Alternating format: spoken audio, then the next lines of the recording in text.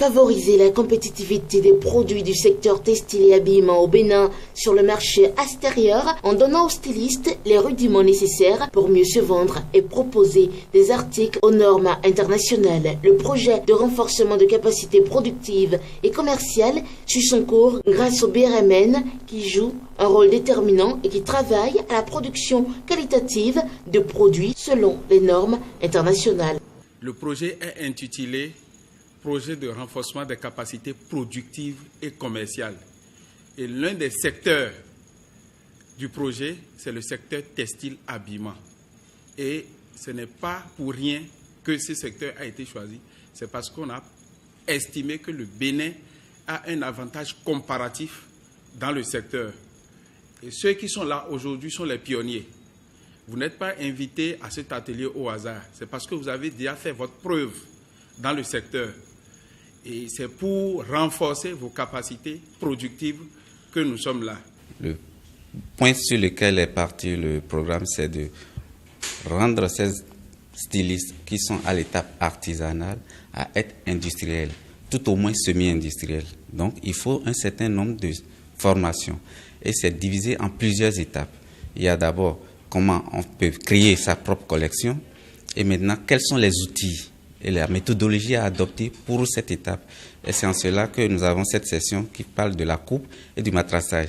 Le directeur du bureau de restructuration et de mise à niveau met en avant le rôle de la structure dans son souci d'aider à la compétitivité des produits textiles. Il a par ailleurs notifié que la présence du cadre intégré avec l'appui de l'ONUDI donne une dimension plus grande à ce programme de restructuration et de mise à niveau.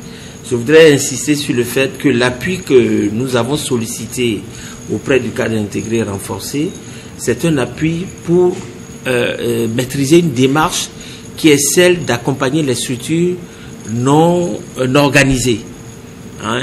Généralement, le programme de restructuration et de mise à niveau, c'est pour les structures où il y a des directeurs, des cadres, des divisions, alors que quand on est avec vous, on ne voit pas ces schémas-là.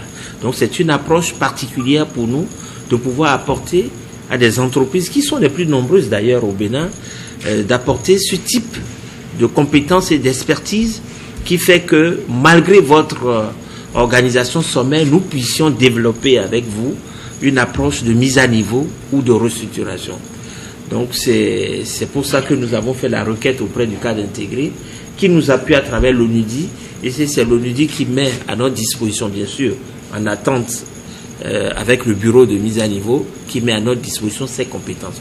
Je crois qu'elles sont rares, c'est à vous d'en profiter et je souhaite vraiment que chaque atelier vous fasse franchir une marche de plus vers la compétitivité, vers la compétence.